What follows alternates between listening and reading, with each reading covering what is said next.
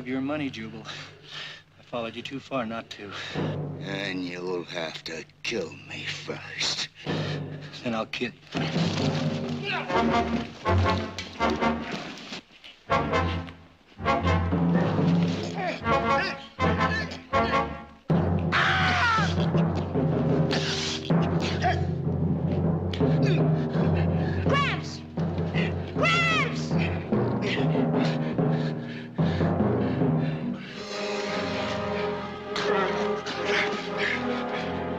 You get bowling, or I'll finish what I started.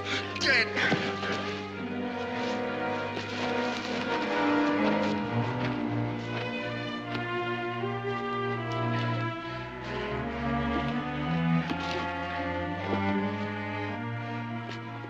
Your arm's cut. You were to have it took care of. Tomorrow'll be time enough. By noon tomorrow, we'll be at Big Valley. And Oak Meadows. Yes, sirree. Oak Meadows. On the edge of the Barkley land. Just waiting for us. Like I told you it would be.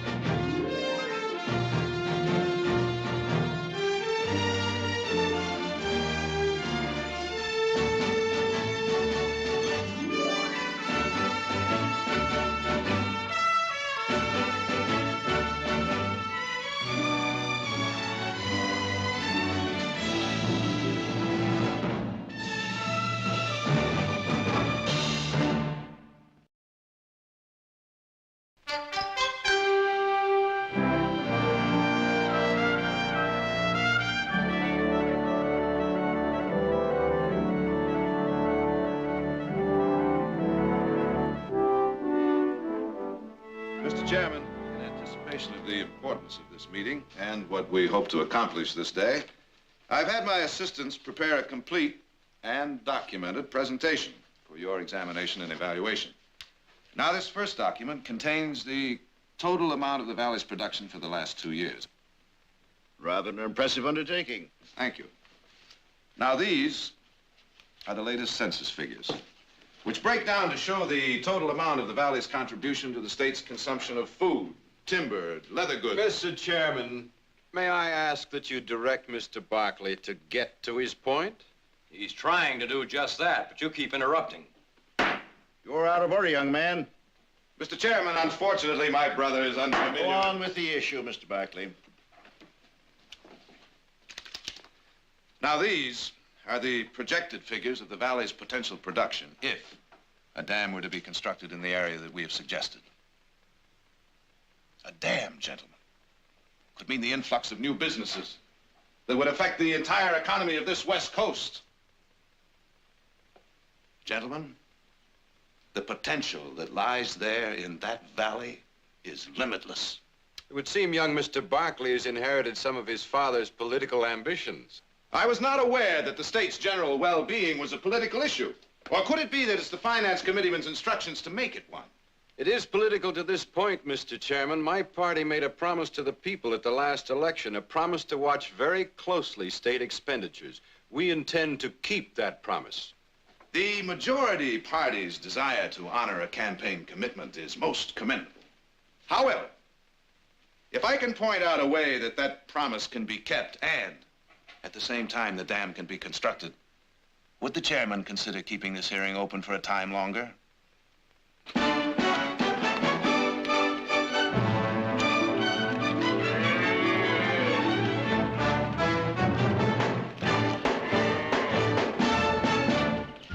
Well? 26 seconds. You're almost as good. What do you mean, almost? Nick would have beaten you by a good 3 seconds. Oh, you think so, huh? Yes, I do. Sure? Yeah, I'm sure. I'm sure.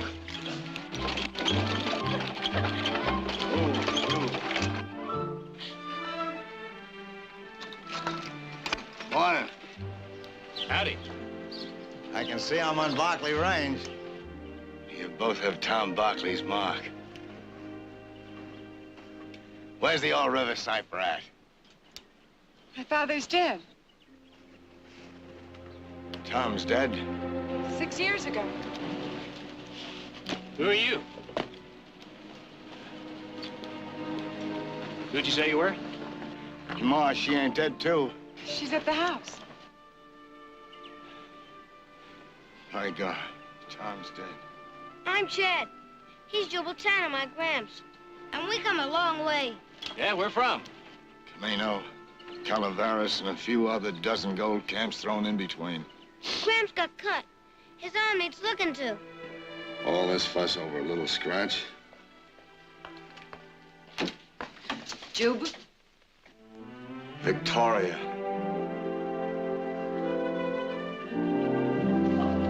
Jubal, how wonderful to see you.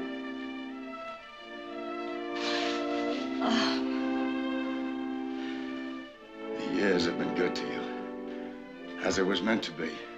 Oh, we thought about you so much. I'm sorry about Tom. He would love to have seen you. And this is? My son Richard's boy.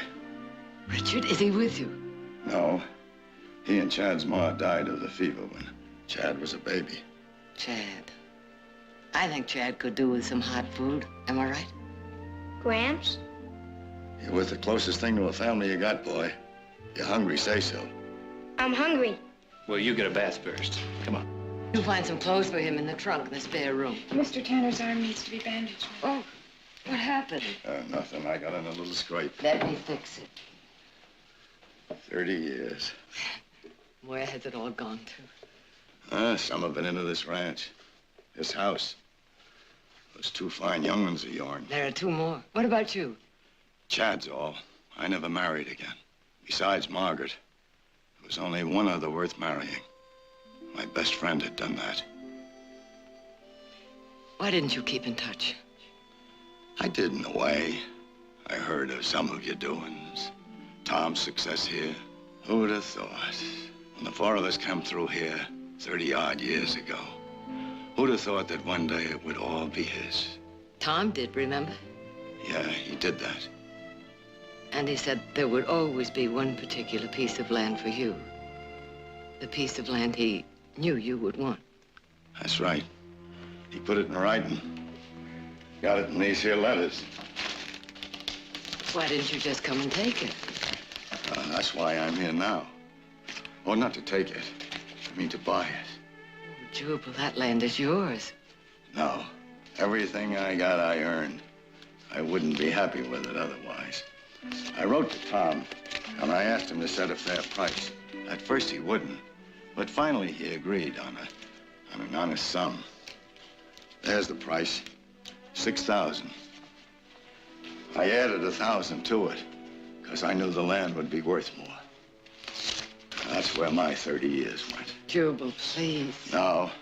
This land's got to be bought and paid for. You paid for the land a long time ago. No. Now I pay for it. That's the way I want it.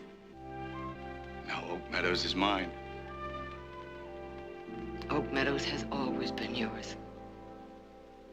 Oak Meadows! That's what Jared said. We would make Oak Meadows available for the dam site. Now, it's as good, if not better, than any place that's been suggested up till now.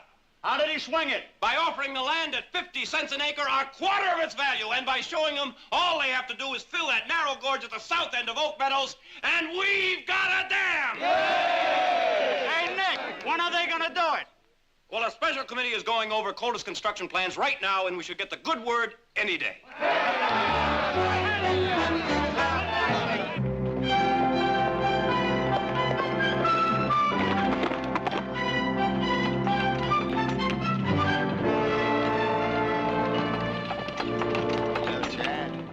I bet there isn't anybody, any place that feels better than I do right now.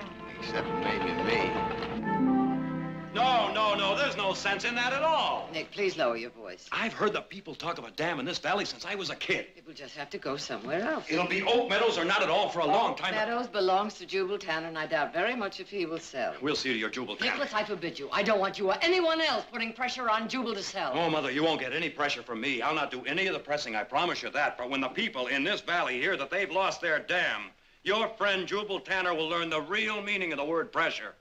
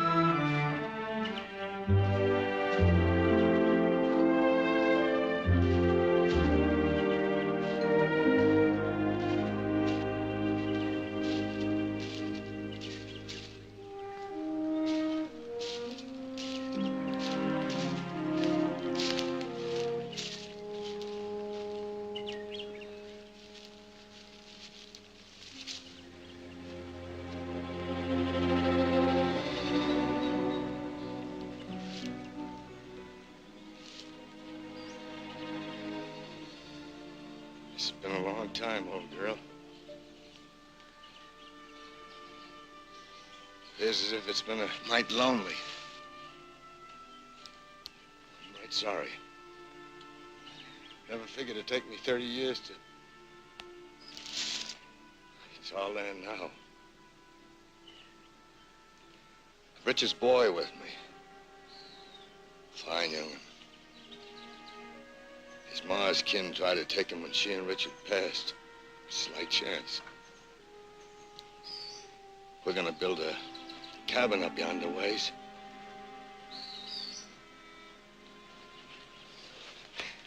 But I'll come see you every day. It's a promise.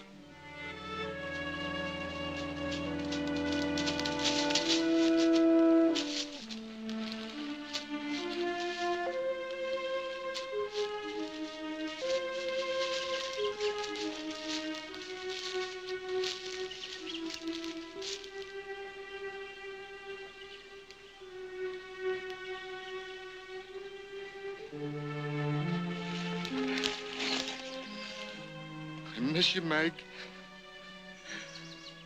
After 30 years, I miss you as much as the day I put you in there.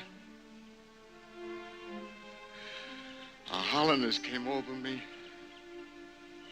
that I never did feel.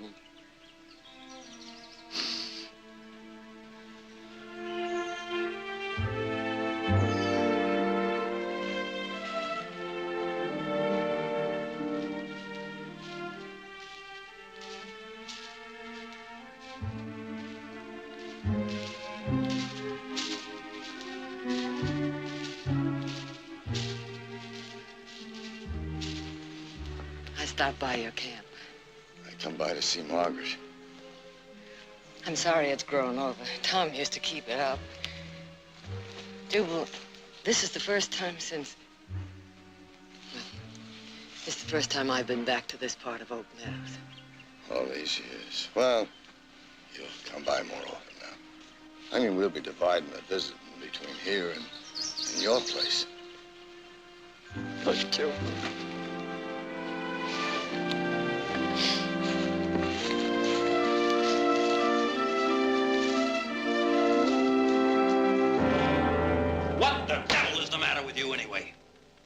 You come home with exactly the news the whole valley is hoping to hear. It's thrown back in your teeth, and you stand there as calm as a mule chewing on summer grass. What would you like me to do? You have worked harder to get that dam put in than anybody else. That's true. Then get fired up. Show me something, anything. Just show me you're alive, will you? Aren't you fired up enough for both of us? She's like talking to a stone wall. And what do you propose? Busting through that stone wall? Oh, come on now, Jared. I've known you to ram your head once or twice. And sometimes it's better to go around. You just try going around the people in this valley when they hear they've lost their dam. Nick, Now, I'm sure when Mother and Mr. Tanner are presented with the facts in an unemotional way, the plans for the dam will go ahead. They won't if Oak Meadows is the only answer. How was your trip? The trip was quiet. Things changed a little when I got here. How about some sherry? Thank you. I meant what I just said. Well, now, I'm sure there's more than one answer if we look for it. Either kick him out or get him another piece of land. You'll do neither one. Jubal Tanner is a very old and a very dear friend. And you have some very old and very dear friends here, too, Mother.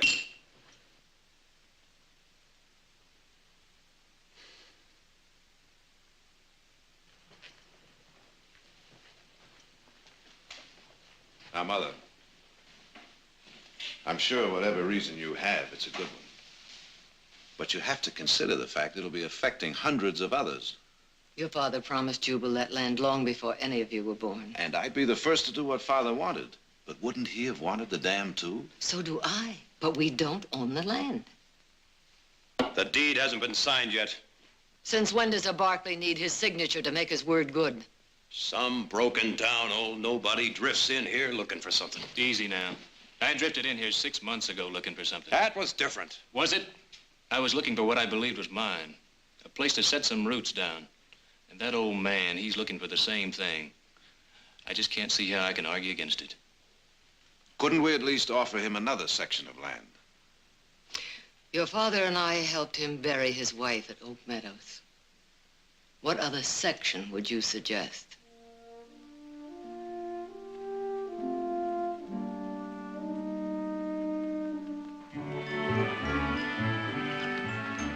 Right here, we'll have a big window. And we'll sit here, and we'll look the whole thing over. And over there, we'll have a fireplace big enough to burn half a tree. Gosh, Gramps. Sure sounds good. When are we gonna build it? Oh, I figure sometime this week when we get enough lumber up here from town. A real house with more than one room. That's what we'll have. And glass in the windows. And wood on the floor. And doors that close instead of a hanging blanket. And ticking to sleep on instead of a lot of flea-bitten old fur. Yeah. And plenty of water to bathe in. Yeah. And we'll have... You'll have to get me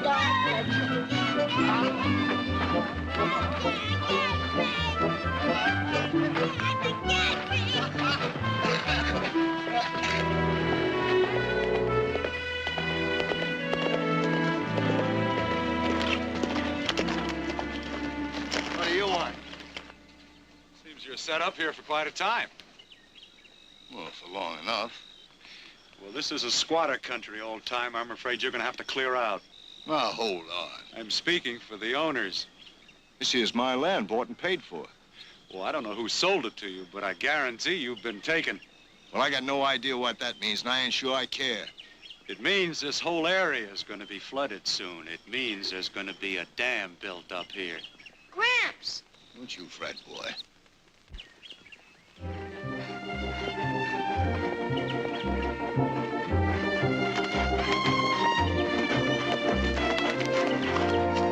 We'll see about ownership. Mr. One of us is in for a powerful surprise. Jared, I was just on my way over to see you, and I noticed this campsite here. What's he been saying? Some nonsense about a dam. Don't worry about a thing. I ain't worried. Jared, what is this? That's my oldest son, Jared. Jared, do you know what this old man just told me? I know all about it, Len. And? He purchased Oak Meadows from my mother yesterday. Well, then you buy it back. Jared, it's official. The committee approved the plans. I've got the go-ahead to start construction. I'd appreciate being let in on what this talk of a dam means. Well, I'll tell you one thing, old-timer. It means trouble if this isn't straightened out. Now, that's no threat. It's just a statement of fact. You see, there are a lot of people with a stake in this. A lot of people who gave their nickels and dimes and dollars to pay for the lobbying done in Sacramento. Jared, you're the one who wanted all this. You're the one who's handled the whole thing so far. Now, what are you gonna do?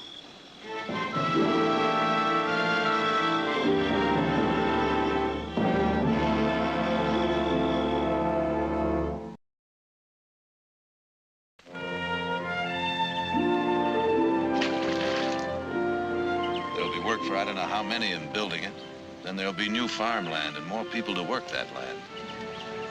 And it'll mean new trade for the store owners in Stockton and new businesses in the valley. It all adds up to a lot of people, Jubal, and a lot of opportunities I believe they have a right to. Jared, I'm 68. And the better part of my life on this earth, I worked for one thing, mind you. Long time ago, I took a frail, pretty little girl from a safe place, and I brought her out here. I promised her a home of her own. When she died, I promised her something else. I promised her the land she was buried in. Yesterday, I kept that promise. Now, that might mean nothing to some. All them years, a promise to a dead person. Fair enough. You was talking about rights. The rights of all them people.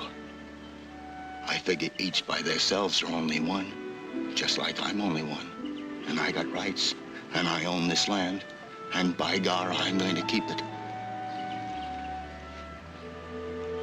Well, I guess that's about as simple as it can be put.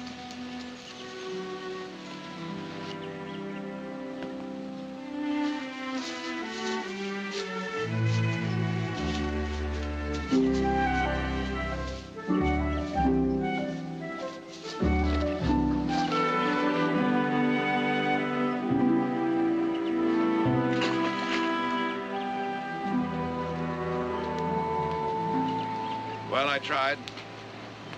And? He wouldn't budge. And there it's going to sit, and you're going to do nothing about it? No, I'm still going to try everything I know to get him to change his mind. Well, you better succeed, because this whole valley isn't going to lose out on account of one stubborn old man. You know that.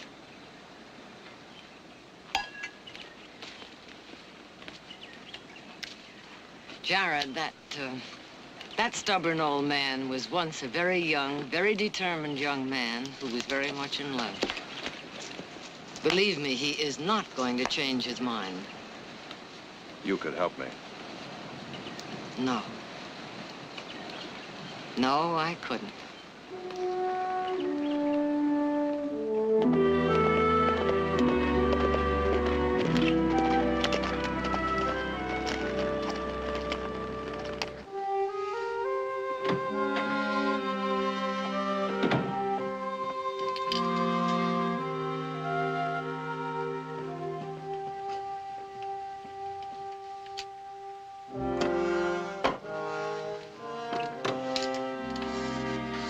Well, looks like the hen party broke up early. Still going on, for all I know. Oh? You should have heard what Flora Benson had to say about Oak Meadows. Flora Benson? The Benson timber family. Her company would supply all the lumber if the dam were built. Flora, is she the one with the reddish hair? A little on the plump side? Yes. She's been giving you a hard time. You should hear some of the things she said about Mother. Oh, hon, just consider the source. I did more than that. I told her off. As only you can. Heath. Are you as confused as I am? Whether to side with Mother and Tanner or Jared and Nick and the rest of the valley. There's a lot of good argument to both sides. Well, then you haven't decided either. I have. Then will you help me decide? My feelings are based on a lot of things that have only to do with me. Padre, whatever you decide, it's not going to affect the trial. What trial? The trial of the whole Barkley family. The verdict will be in sometime later today. What does that mean? It means that Jared is planning to sign over the deed to Jubal Tanner later this afternoon. And I'm going to go on over there and try to talk some sense into him before it's too late. You want to come along? Yeah, I'd kind of like to see how the trial comes out. Little sister, I'm sorry I can't help you decide. But whichever road you choose to travel, don't you think you could get there on your own? Before I sign that deed, Jubal, I'd like to point something out to you. The Barkleys have kind of led things in the valley ever since Father stood up against the railroad people. Now we find ourselves in the position of standing in the way of progress. They killed your daddy, those hired guns of the railroad. That's right. 'Cause he stood for something that he believed was right. It didn't matter that he was standing against the railroads, who was bringing in progress. Jubal, the railroads were trying to take over ranch lands that had been worked for years. Oak Meadows hasn't been worked for years, but it's been worked for years. You should have been a lawyer, Jubal. Son, it's just that a big old oak tree don't look the same to a ground squirrel as it does to a hoot owl. That's a fine analogy. Which one am I? Nothing personal. The people will never stop trying to get you out. I don't reckon they will. The majority usually rules. That's too bad, because being the majority don't make it right.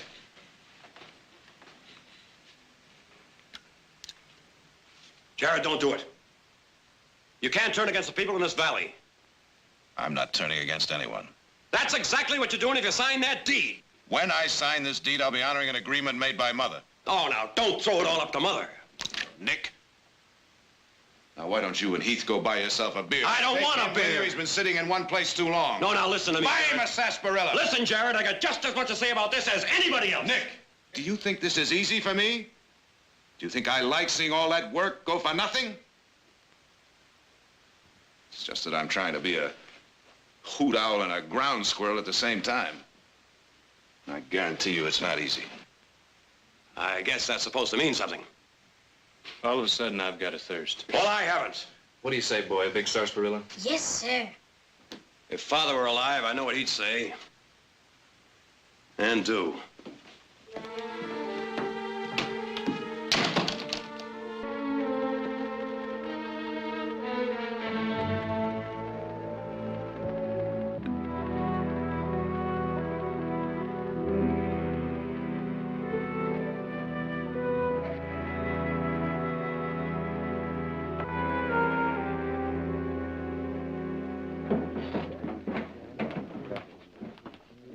This is no place to bring a kid. Why not?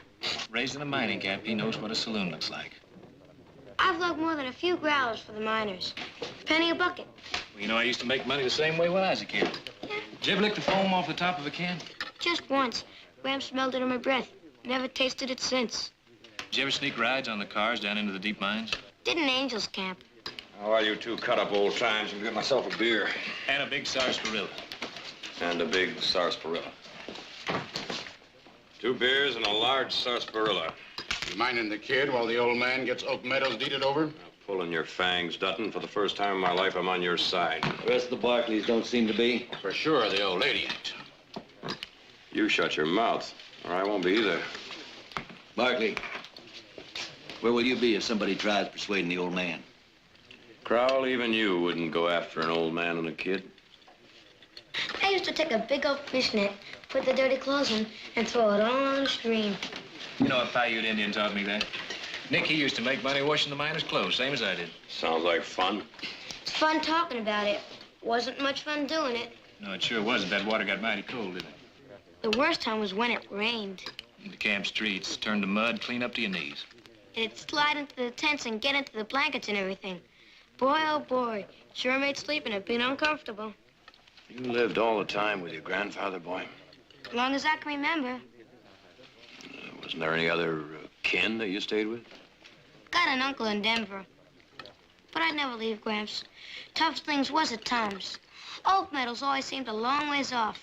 Those times I thought I'd never see it. But Gramps said we would. I'm sure sorry for what it's costing everybody. But you can't say it's wrong I having it. You see some right to that, don't you, Mr. Barkley? How come he doesn't talk like other boys his age? He grew up fast in a mining camp, Nick. Uh-huh.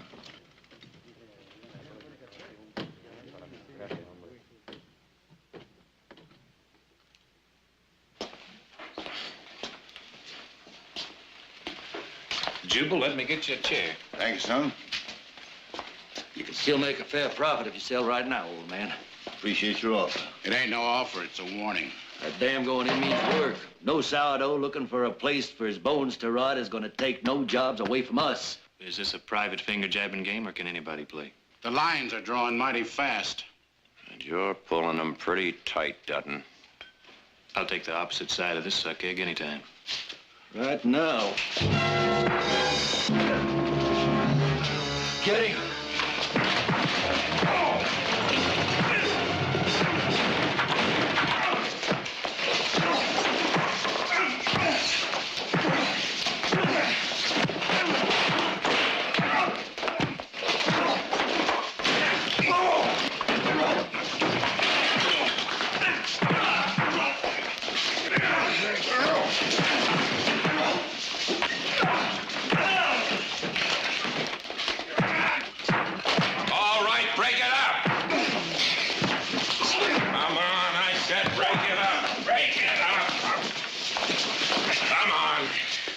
Saw him heading this way, I knew there'd be trouble. Missed all the fun, Sheriff. Mm-hmm. Clear out!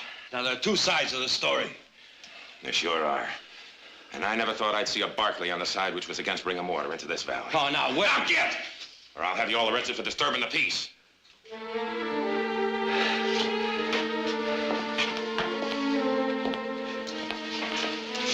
can take them two with you. Come on, Jubal.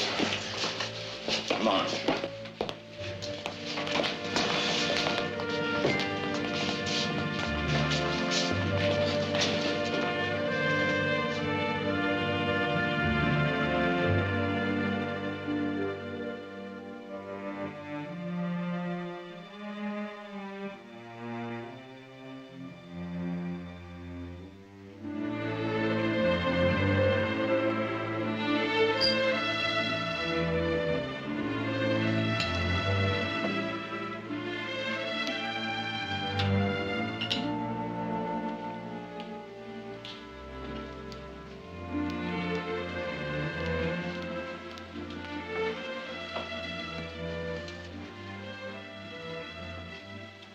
You couldn't sleep.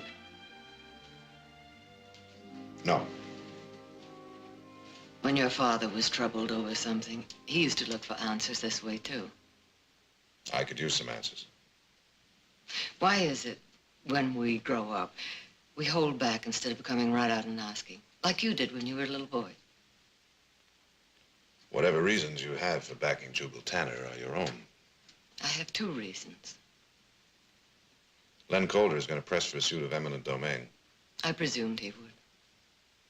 I'm not sure I'm going to oppose him. If you were sure, would you be down here now staring into the fire? You know what happened to Nick and Heath in town today? Yes, I know, but that isn't what's bothering you. No. No, the pettiness I can cope with. But I can't ignore the reason for it. Your friend Jubal has set himself up against the majority. But where there is one, there is a majority of one. And when the rights of the majority take away from the rights of the one, then the many will themselves suffer. The road.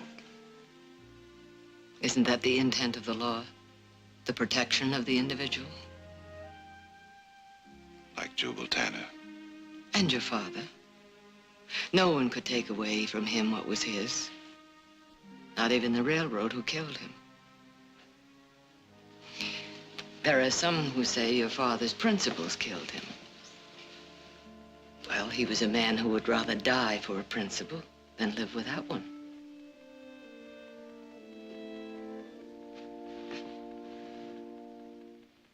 Thank you, lovely lady. I think maybe I can sleep now. I told you I had two reasons for backing Jubal.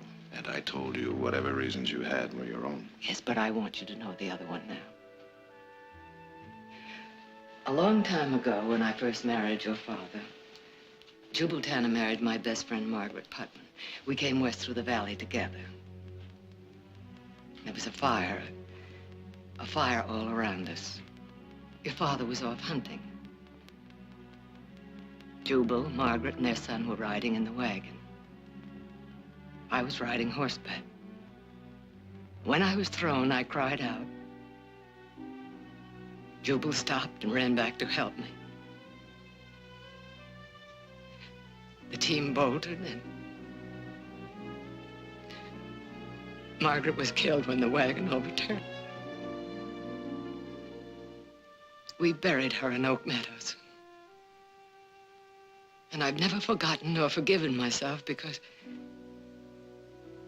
I should be the one buried there. Because of him, I wasn't. Because of him, you, Nick, Eugene, Audra. That's why, in spite of everything, he must keep Oak Meadows.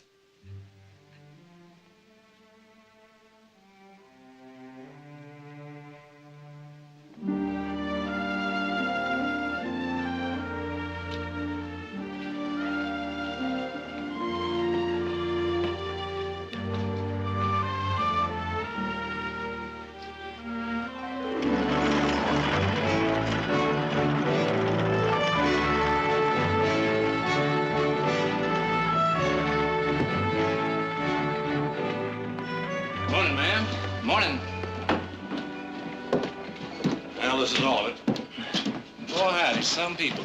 I swear, if Perkins had popped off one more time, one of his sly digs, I'd have floored him. Oh, I don't mean Perkins. Just kind you can expect it. Do you know who just cut me colder than a fish? Who? Lucy Collier. I was just dancing with her last week at Otto Miller's barn raising. A lot can happen in a week. Like I didn't know. Seems to me you're changing your mind about all this. Huh? Snubs and sly cracks and nothing compared to what it's going to be before long. Out of blazes with them.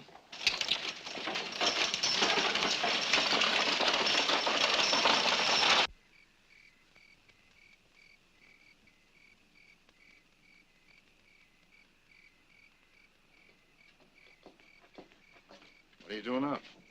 I got bird wings flapping in my stomach. Know how you feel. Like you gotta breathe long and deep or you'll bust. Yeah. How much longer it's gonna take, Gramps? Oh, at the rate we're going or not.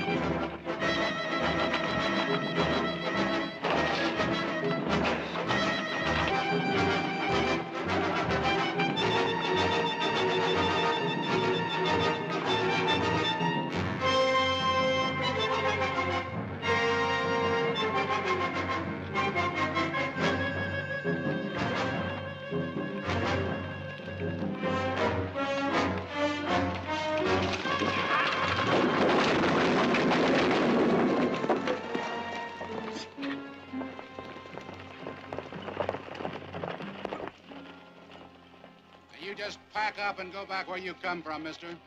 And next time we won't pull it down, we'll burn it down.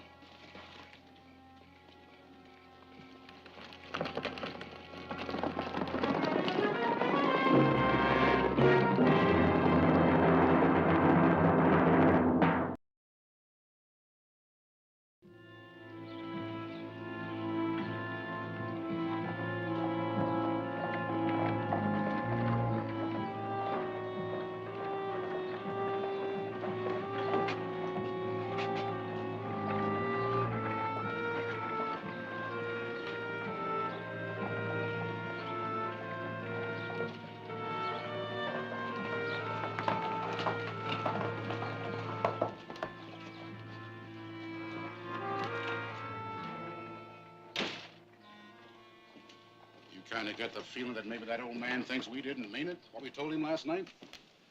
The looks of them supplies and his going into Andy's place here, seems to me he aims to make us prove it.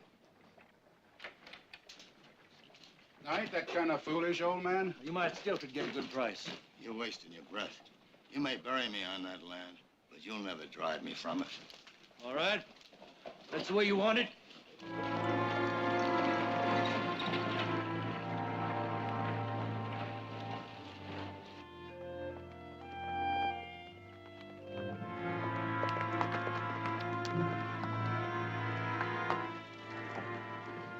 Chad, what happened?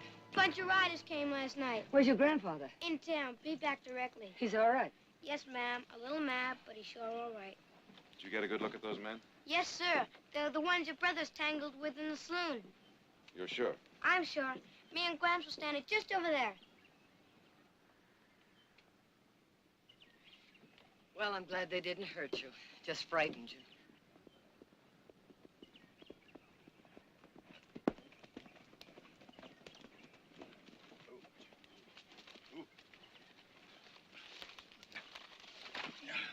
I see you had callers. Well, I'll greet them a little more personal next time. That's not the answer, Jubal. It's one they'll remember, though. How many of them were there? 9, 10. And you're going to try and stand them off alone? Well, I ain't gonna crawl. What about Chad? Victoria, I was hoping he could stay with you for a few days. I'm staying here. You're gonna do as I tell you, boy. I've been a part of it all till now. You heard your grandfather. Well, if there's going to be more trouble, I guess you'll need some help. Help? What in blazes do you want me to do? I can't be out there guarding him every night. Dutton and the others will be back. I talked to Dutton, he denies it. He's lying and you know it. Equal protection under the law, Sheriff. Protect Jubal Tanner in spite of your personal feelings. It's your duty. Don't tell me my duty. I'm telling you to order Dutton and the others to stay out of Oak Meadows or deputize enough men to see that there's no more trouble there. I can't. Can't or won't? Besides the Barkleys, you name me one person who'll stand up for that old man. In this whole valley, you name me one. Fred, they destroyed his house last night. Maybe next time they'll kill him. Is that the way you want it handled? Of course not. I'm against violence the same as you. Then let the people know that. But there's going to be violence. As sure as I'm standing here, there's going to be violence unless that old man settles somewhere else. And if he doesn't, I think they're going to kill him. No, I don't think they are. Len, you know they are. We played poker together too many years. I can read you like a book. I've got no more to say, Jared. If anyone dies, You'll have had a hand in it. I have no part in any of it. You can't tie me into a thing. They'd listen to you. You and all the others who've turned their back on me, they'll all have had a hand in it. You'll not lay it on my doorstep, Jared. Then whose blame is it? When a handful of perennial troublemakers act as spokesmen for the entire valley. Not the entire valley. I couldn't find one who would stand with us. But it's been 3 days. Maybe they've decided to let Jubal alone after all. No, they figure to strike sooner or later. Sooner or later. In the meantime, there's all kind of land he can have instead. Who said anything about land? Isn't that what this is all about? No, Brother Nick, it isn't. Nicholas, what if this particular piece of land had a very particular meaning to someone close to you? It all depends on what that meaning was. If land weren't the issue, but it were a matter of personal rights, and standing on those rights, no matter how unpopular they may be, is 100% within the law. Well, I'd say one man's personal rights standing alone are just as important as one man's personal rights standing with a crowd. Guess it sometimes takes a while, but eventually the Barkleys get around to seeing eye to eye with one another.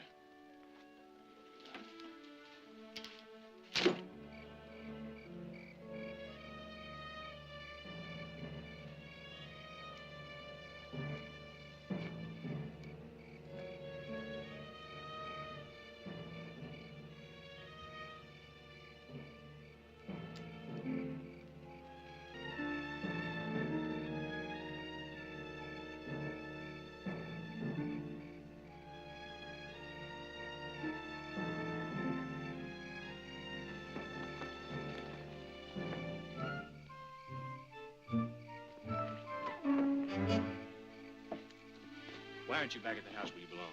I've been here every night since you have. You have? Yes, sir. I've been hiding in that treetop yonder. Get down behind that wheel where I can see you.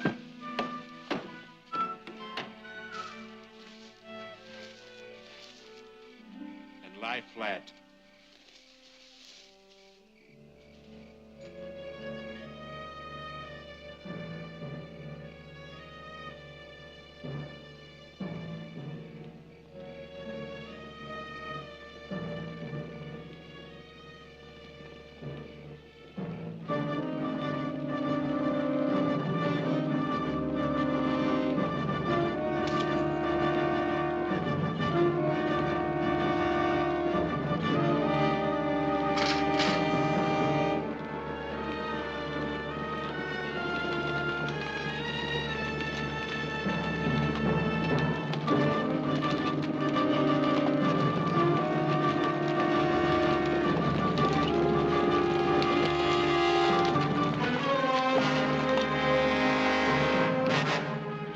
Dutton, this is Jared Barkley. We didn't figure on you being in on this, Barkley. Hand it, brothers, so it won't be just trying to scare off one old man. Take your men and go, Dutton. You're breaking the law. We'll go when he goes. Nobody's gonna drive me off this land. Jubal!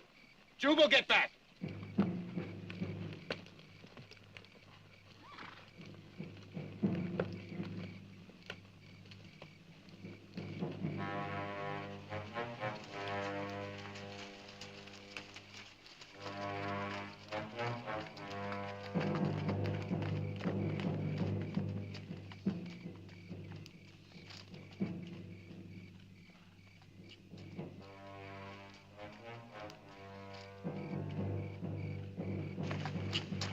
Now.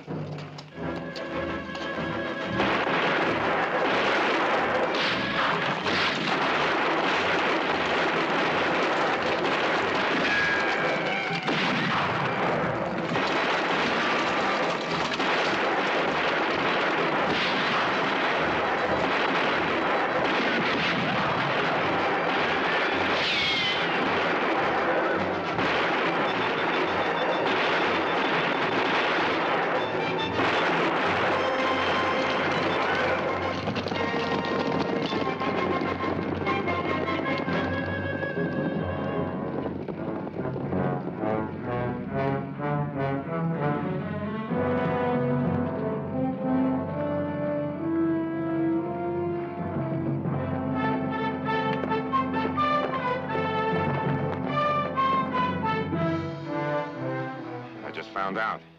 Yeah. I'm sorry, Jared. I'm really sorry. You're a little late, Sheriff.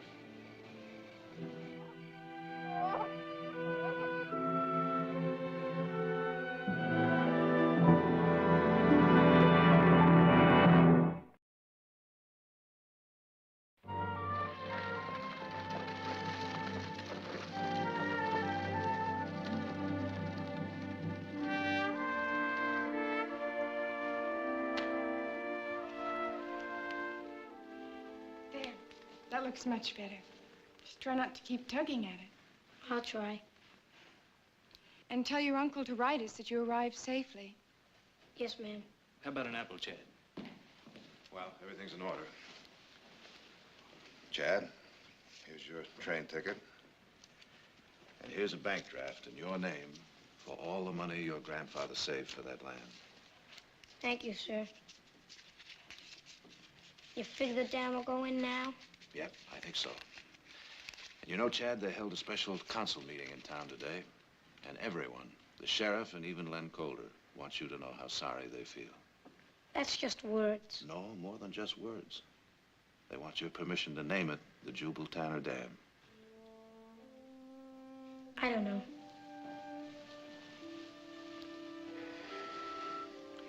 Chad.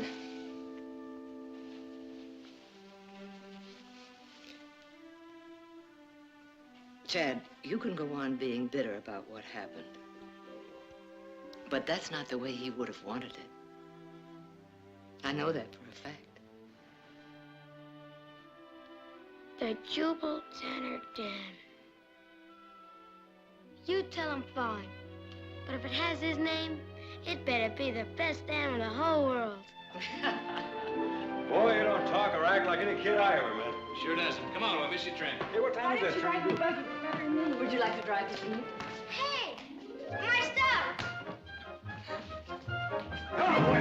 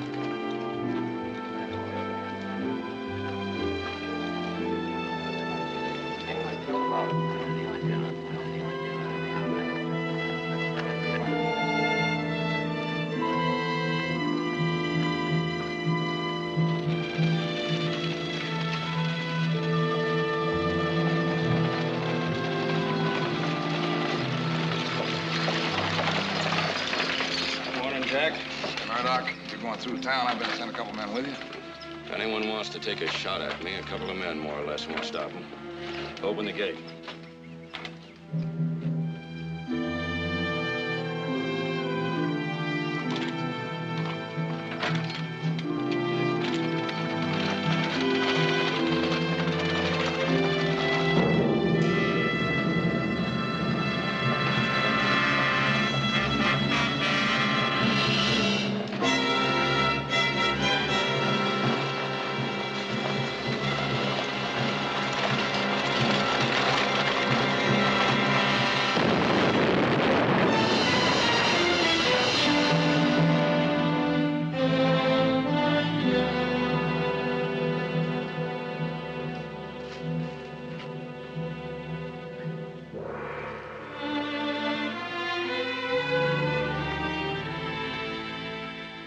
And murder.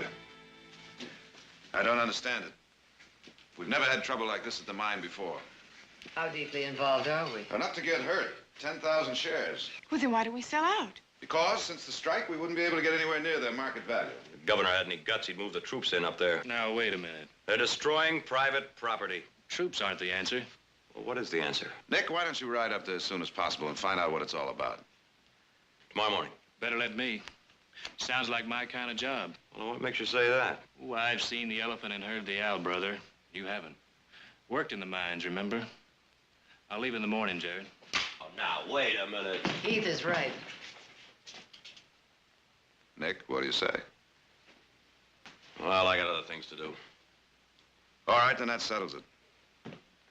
Heath, when you get up there, talk to Colin Murdoch. He's been superintendent of the mine since it opened. He'll be able to give you a good picture of what's going on. Right. And Heath, remember, you'll be representing management, and management seems to be a walking target right now.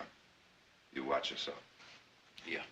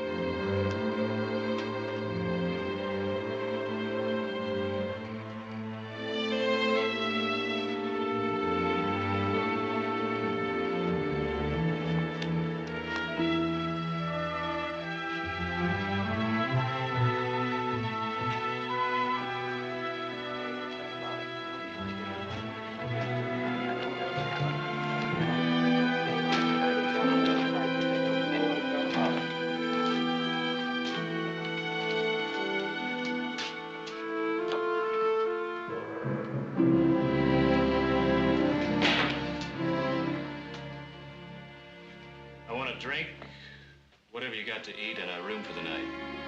I'm closed.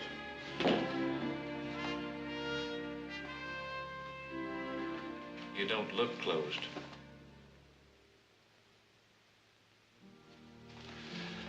Now, I've ridden a long stretch.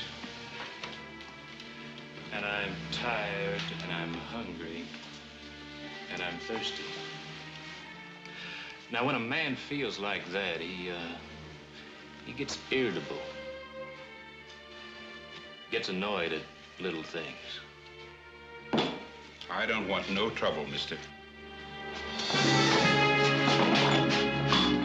No trouble. Just a room, a drink, and something to eat.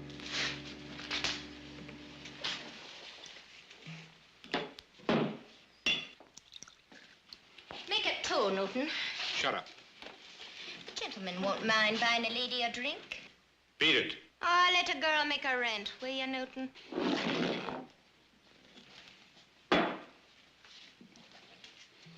Well, I can't feed you. There's nothing prepared in the house. He lies in his teeth.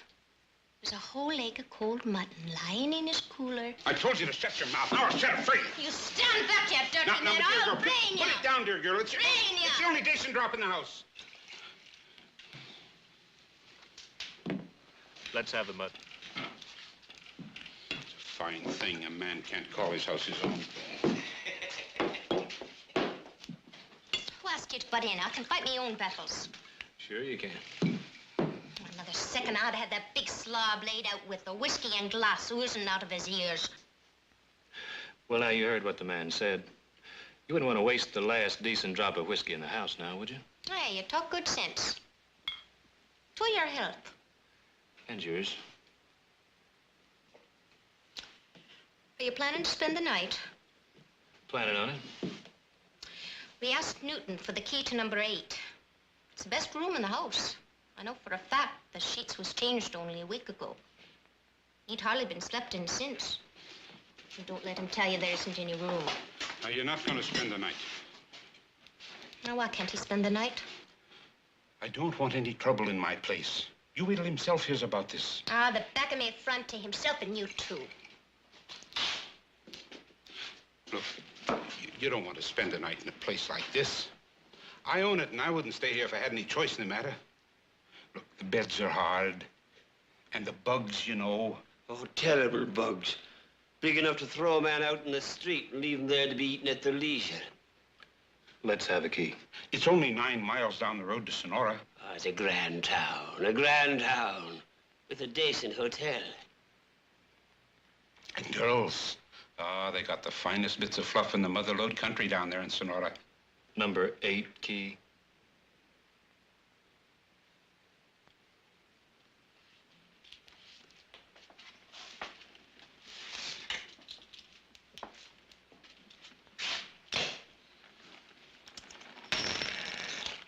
I'll eat in my room.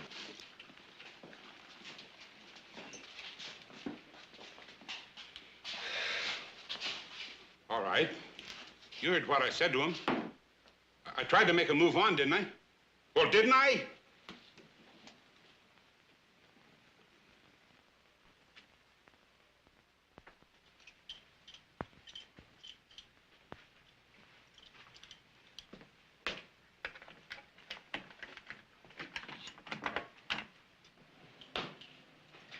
Surprise, surprise.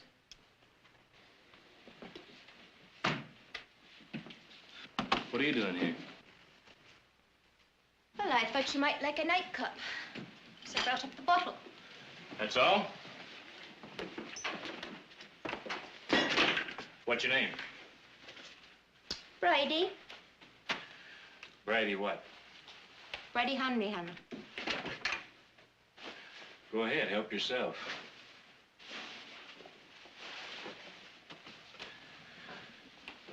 How old are you, Bridie? Oh, no. I didn't come up to give you pedigree. Well, I suppose not. 18? 19? Why, aren't you going to drink with me? How much do you make off a bottle, Bridie? Oh, you're a wise one. I make $1.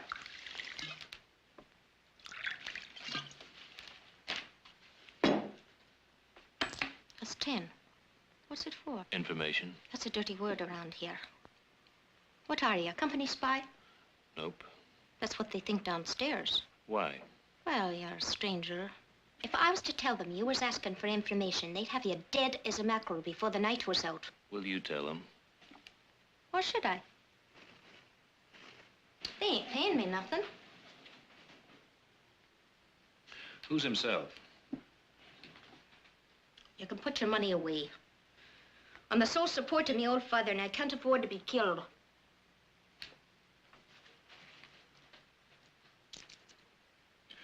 What does $20 mean to you, Bridie? The rent paid, food in the house, and no need to be doing this for at least a month. Who's himself? O'Doul.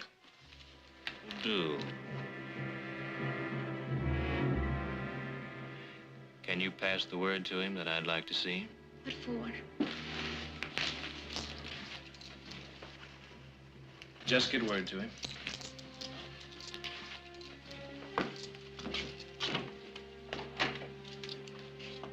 What, is that all you want?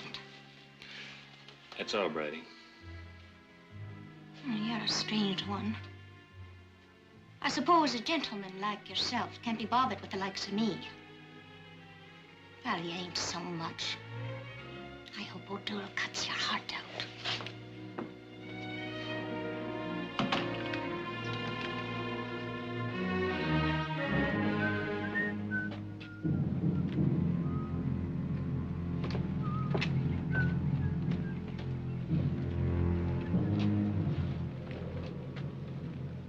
Give us a penny, mister. Come on, mister, be a sport. Give us a penny.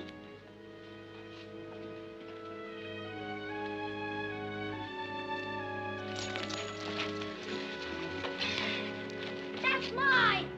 Your good deed for the day, son.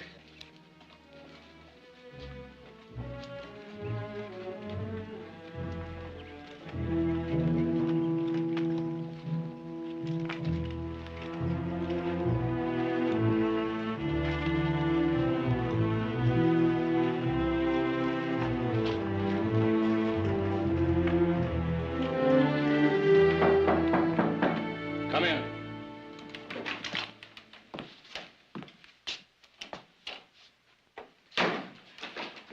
Mr. Murdoch, I am Heath Barkley from Stockton. Oh, Mr. Barkley. Always a pleasure to see one of the family up here. Sit down, sir. Thank you.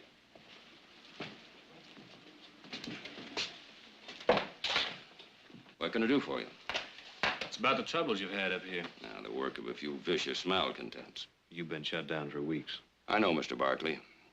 But I've been in constant communication with Mr. Hummel since he took over management of the company. We've been working on the problem. Have you tried talking to the men? Well, there's no talking to them. They're demanding the sky. New housing, elimination of the company store. Things that have nothing to do with reasonable requests. Is that why they went on strike? Well, I told Mr. Hummel it wasn't the right time to cut wages. Is that why they went on strike? Because you cut wages? Why? This is a producing mine. There's ore in sight for another 10 years. And then what? A dead hole in the ground with nothing in it? Mr. Barkley, every penny I have in the world is tied up in 5,000 shares of Barkley Sierra. Every penny. I deserve to get whatever profit I can. And what about the people who work for you in that mine? Don't expect me to show any feelings for the murderers who gave me this. Then what about your own interests? Your shares are losing value while that mine is shut down. I have complete confidence in the company management.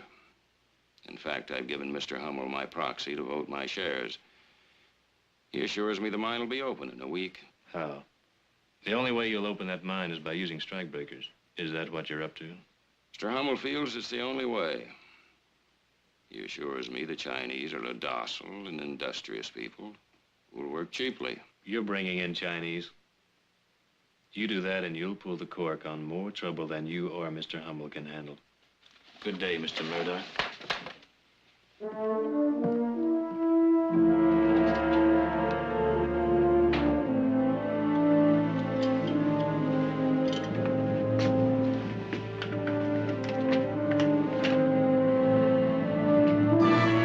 Come in and move easy.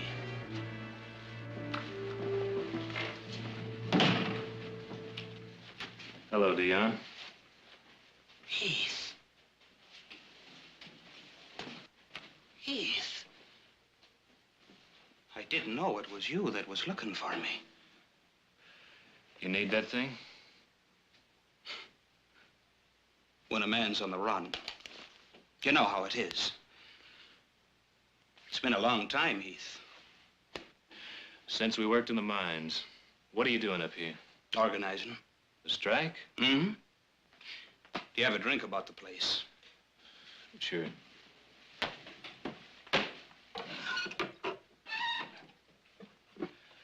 What's it all about, Leon? The strike? Well, take a look around. The curse of the Irish. Them that don't die of the drink perish of religious melancholia. Or starvation. Or get shot to death. Or 100 other ways to squeeze the life out of a man. The sad people, the Irish. What are you doing in Lonesome? Looking for answers to the strike. What's your interest? I represent the Barkley family. Tom Barkley turned out to be my father. Did he now? Didn't you stop to think there might be some risk in coming here?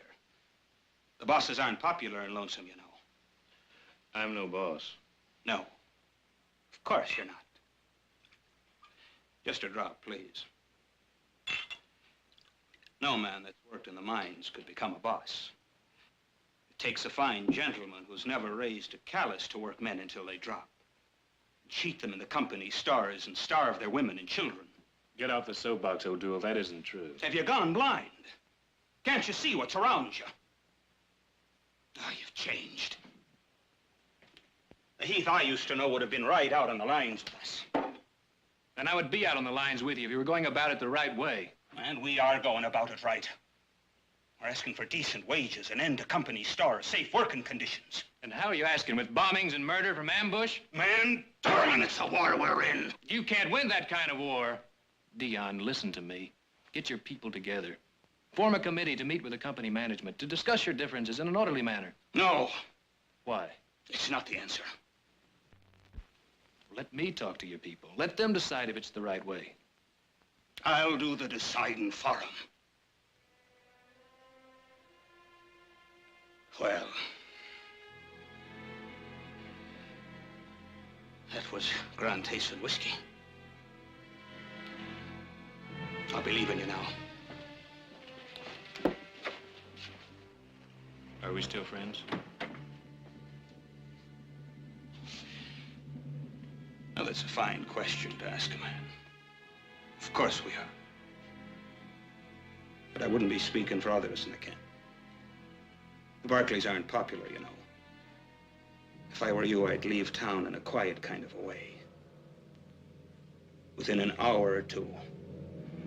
No later than that.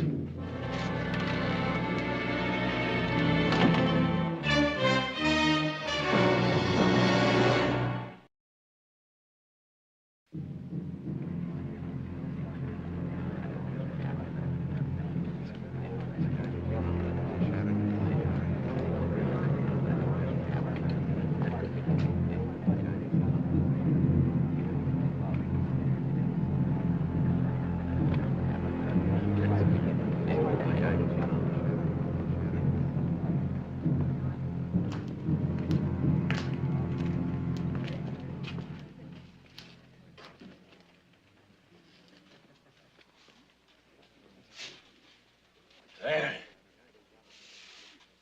He's for the company, all right. Didn't I tell you? He's a Barkley. One of old Tom's kids. You don't mean it. O'Doul, my darling, when it comes to the killing of them, let me be the one to do it. And I'll burn 1,000 candles for the sake of your soul when they finally catch you and swing you off. Shut up with your talk about swinging. There'll be a meeting of the organization tonight. Tell the boys we may have some business to do. Go on.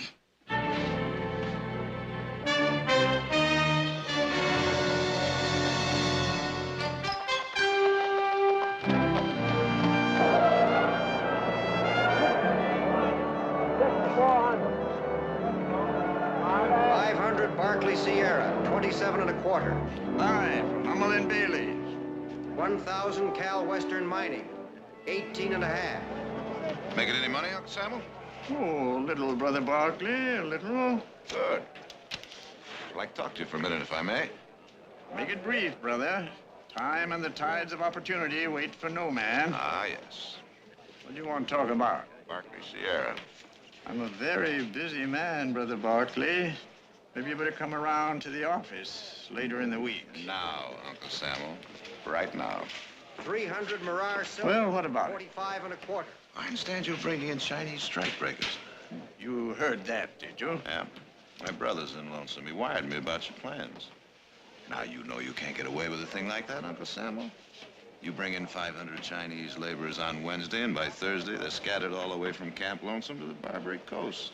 Well, it's not my doing. It's the decision of the board of directors. Oh, come now, Uncle Samuel. You control that board, and we both know it. All right. The shareholders entrusted me with management of the property. To my mind, that means making profits. Making profits means getting the ore out of the mine at the least cost. And Chinese labor isn't 1/3 as dear as what we've been paying. Why, you slippery old thief. I almost believe you started that strike just so you could bring in cheap labor. If you see any loose Barkley Sierra stock, Brother Barkley, snap it up. It's a good investment for the future. Gently, Brother Barkley, gently. Uncle Samuel, you just started yourself a little war. And before it's over, I'm going to collect that greasy old hide of yours and have it stuffed. 200 grad copper. 8 1/2.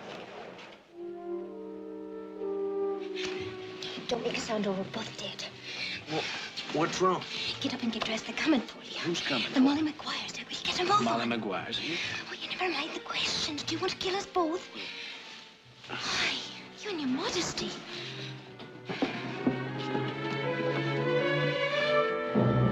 How did you know about this? I heard them talking. They think it's a grand thing to hang up Barkley. Why are you warning me? For the $20 that'll keep me out of the saloon for a month. If we get out of this, you'll never be in that saloon again, I'll tell you that. I mean it.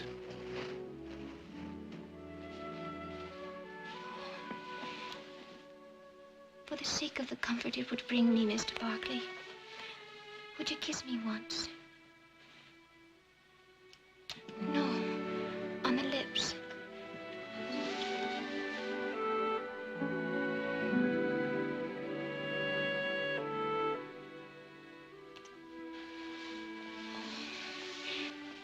Would you believe me if I said that was the first time I was ever kissed? Really kissed?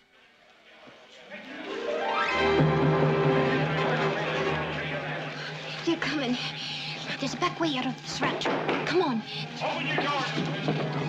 Don't make no trouble in my place. Do as you're told, Newton, and there'll be no trouble. All right, boys, come on. Let's go.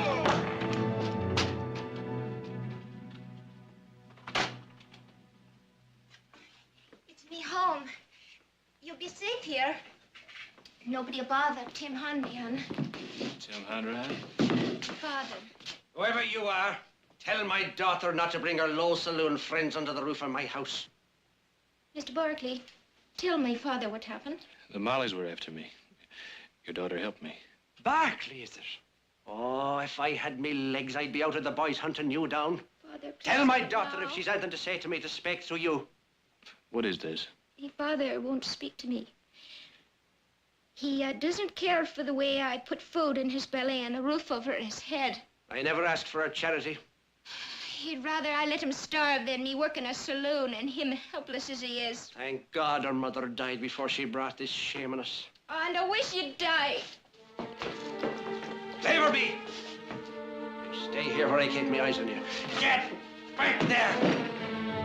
You try that and I'll howl so loud every Molly in camp will be in here before you can say Jack Robinson. Now you sit down over there.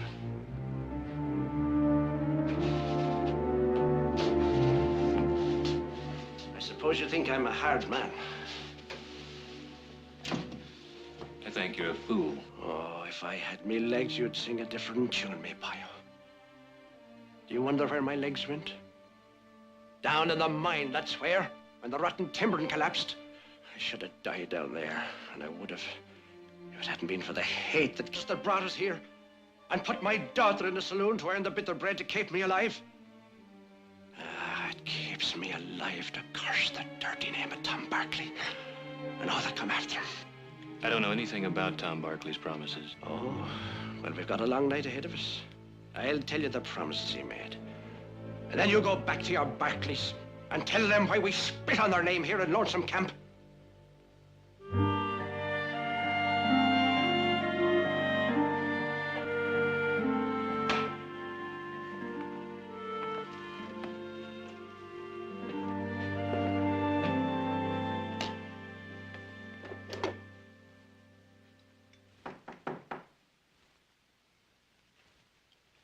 Come in. Evening, Brother Barkley. Good evening, Uncle Samuel. What brings you out so late? Dickering. Time doesn't mean much when a man's in the mood to dicker. Dickering, huh? What do you got? Oh, I've got something. What have you got? I never touch it. Oh? Well, then. How about a petition signed on behalf of the minority shareholders enjoining present management from conducting any further company business? Sit down, Uncle Samuel. Pending a full stockholders meeting. It'll be filed, let's see. Oh. Tomorrow. Well, it isn't much. Oh? Well, then why are you dickering? Because you can be a nuisance, Brother Barkley, a tarnation nuisance. So I'm making you an offer. $333,000 for your holdings in Barkley Sierra. That's the market price before the stock went down. Now, there's a handsome offer if I say so myself. What if I say no? Then you'd be a tarnation fool. Besides, you've got no right to say no. That's a Barkley family holding. You better talk it over between you before you say anything.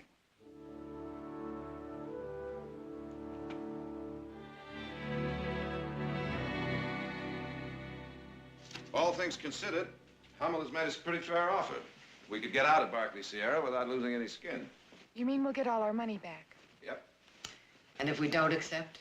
Well, then we're in for a rather expensive fight for control of the company. All right, Jared, what are our chances? Hummel now controls 60% of the outstanding shares. Then we're lost before we start. Not necessarily. We might be able to win over some of the proxies he now holds. Oh, let's sell and get out. Mother?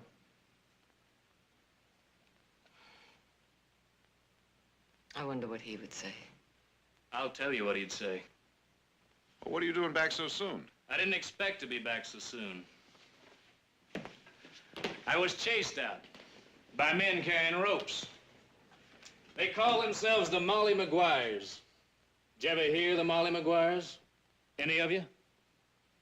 Those miners have reached the limit of their endurance.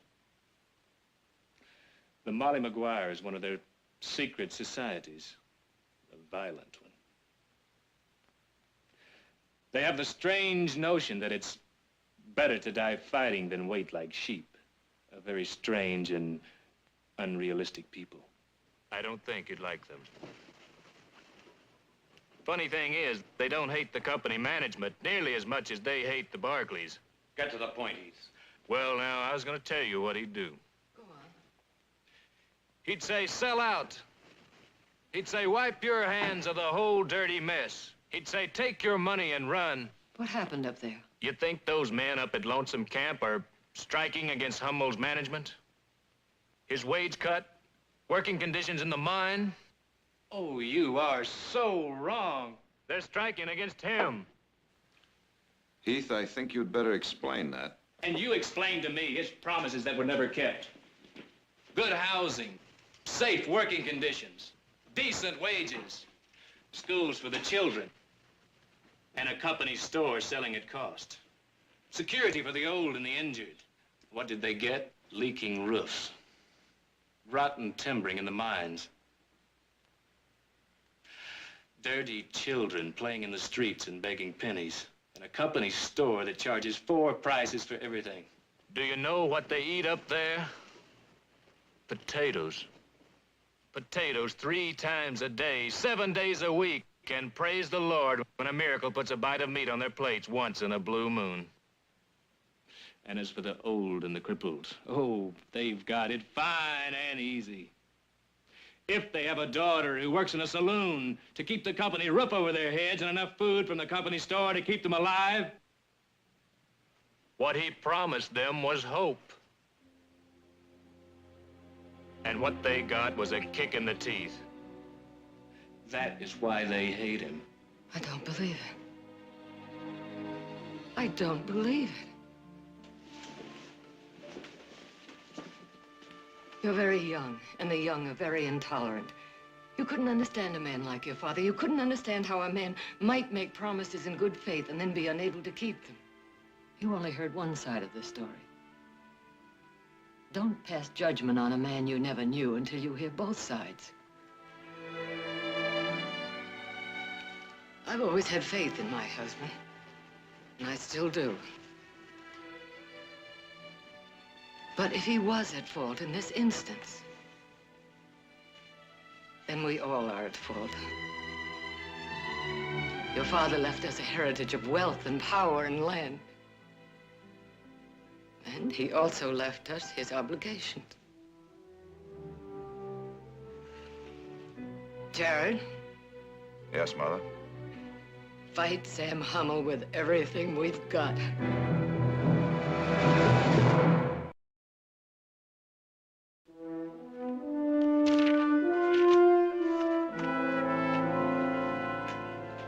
Bryce, you hold 1,000 shares. I want your proxy to vote them. Jared, is the situation that bad? Believe me, it's that bad. We've got to get that mine back in operation. Who else will go along with you? I've got Mayu and Chase to throw in with me. Now, what do you say? But even with my 1,000, you're still way short of control. George, I only know one way to begin. That's to start.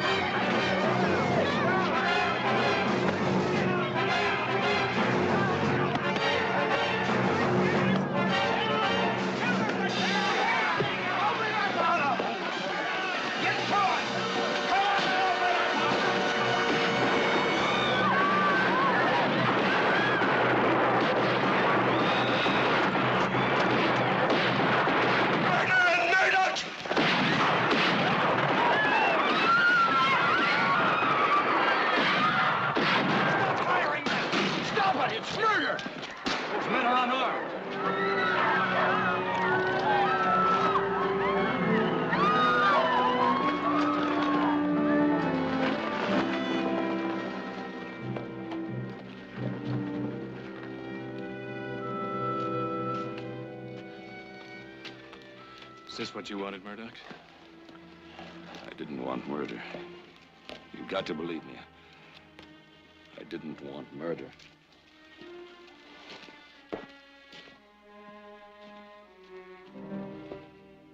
He said the strike would end in 3 days, that the men couldn't hold out any longer. And every day it went on, he said it was sure to end the next day, and then the next, and then the day after. When the violence broke out, I said, look, Mr. Hummel, let's call a halt to this. Let's sit down with the men and negotiate a settlement. He said nobody had a given right to work in Barkley Sierra, that if they didn't want to work, he'd find men that would. He said that in a way, the strike was a good thing, because it meant he could call in cheap labor and increase the profits. He said there might be a little trouble, but he didn't say people would be killed.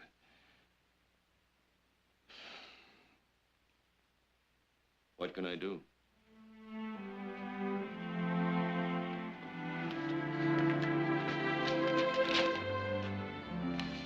What's this?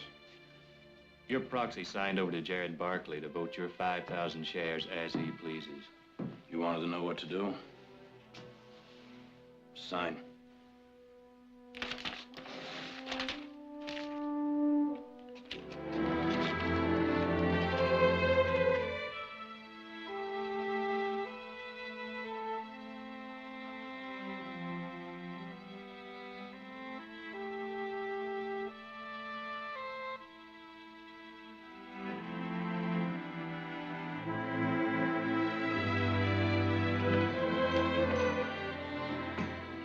I thought you were up at Lonesome Camp. I was.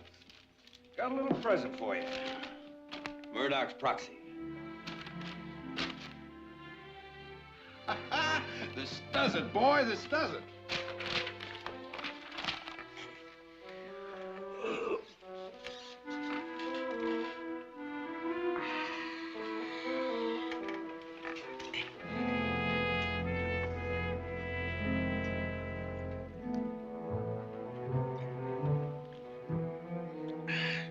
Mother's milk. Have a drop or two. You're not looking well, Paddy. I never felt better. Oh, that rap you got on the head. What are you talking about? My head's the hardest thing I've got. It was a terrible rap. I knew a man got one like it once. Oh, he was up and about, cheerful as a lark for 3 days, but then on the 4th, he was dead as a mackerel. What are you saying, man? That you're going to die, me boy. You don't mean it. Yes, but only for a little while. Who ever heard of a man dying for a little while?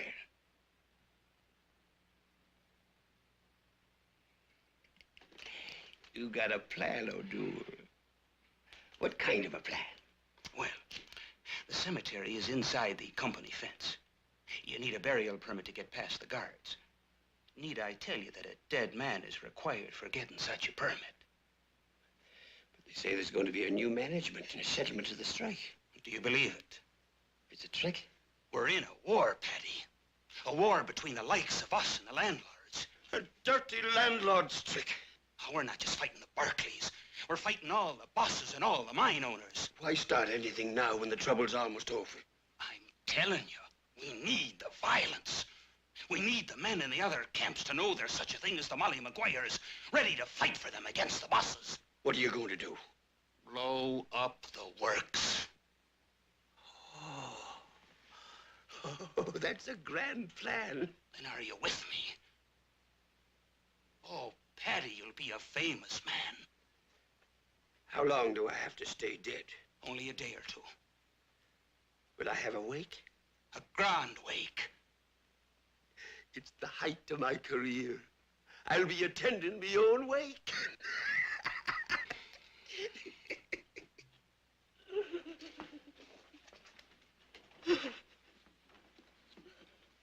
Oh, why did he die? He never ate meat on Friday, nor on any other day, the poor soul.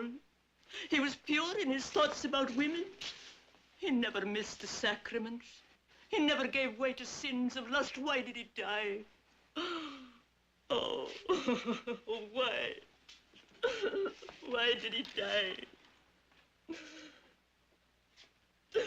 Good evening, Mr. Tolliver. I suppose you've come for the burying permit. Who are you burying? Padre Gohulahan. Himself that was called Paddy the Ghoul. Ah, the poor soul. Sure, he never missed a wake if it was within 100 miles. Check the bus. Oh! The shame of it all. A poor man dead, and not let to lie in peace in his own box. I guess it'll be all right. Only the pallbearers past the gate. Yes.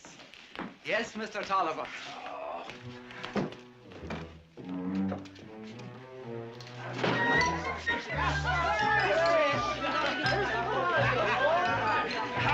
A toast!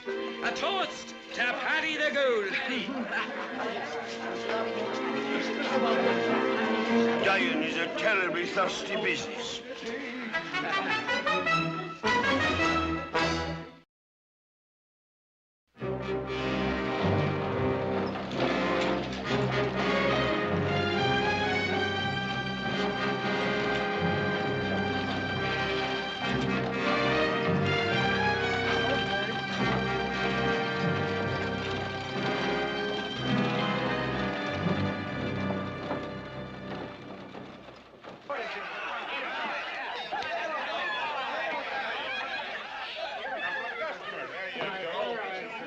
That's right. Come on, over here. Help yourself. You know, this will be one funeral they'll never forget. Poor Paddy. He went out with a bang.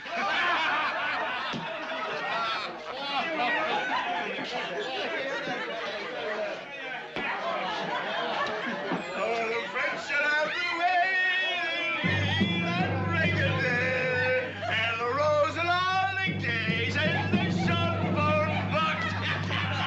Get back in there. Hey, don't give me a drink.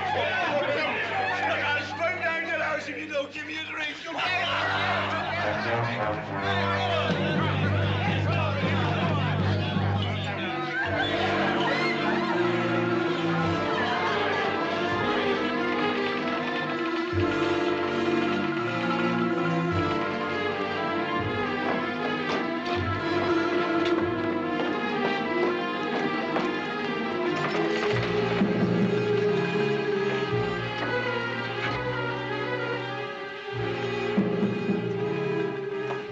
I've got to drop the heap. Quick.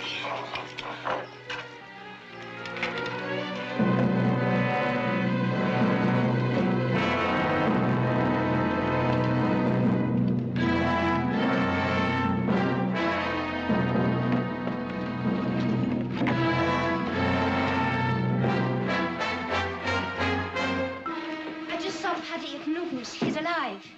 Alive? Then who's in the casket? It must be O'Doul. He's up to something. I think they're gonna blow up the mine. Get all the men you can up to the mine.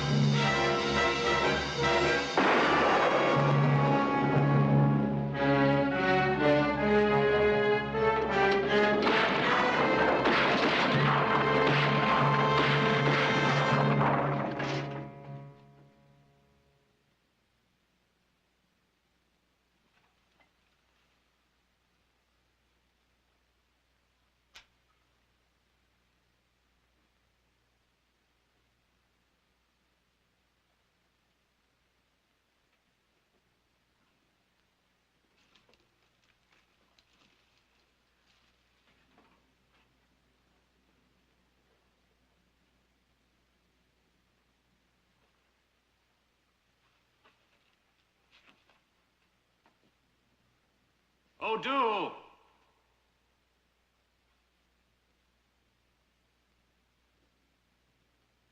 O'Doul!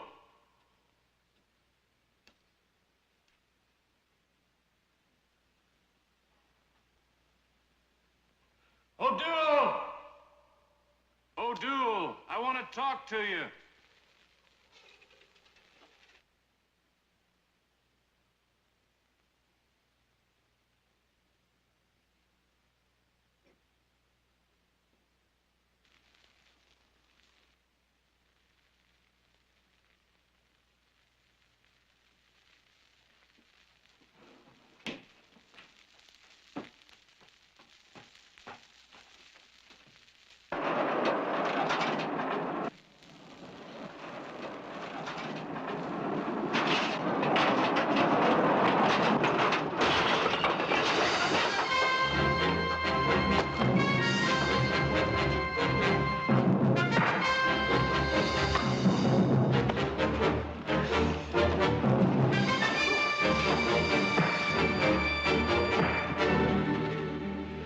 Dion, the strike's over.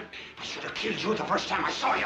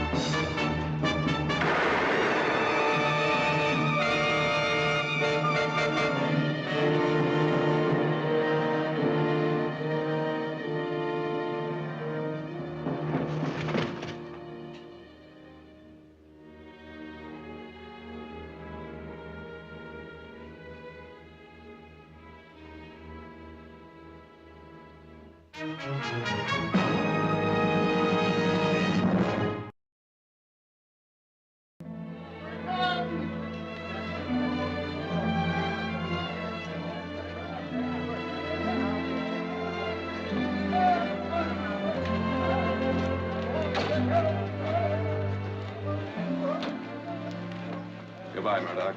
Many thanks for your help. Thanks for yours. From now on, we'll run this mine the way Tom Barkley planned it.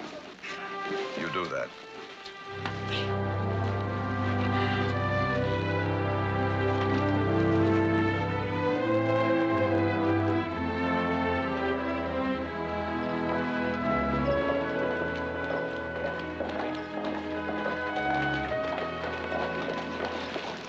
Ready? Guess you're leaving. What'll you do now? Going to San Francisco. Away from here, I can make something of myself. Can I help? You already have. And I thank you for it. Brady, good luck.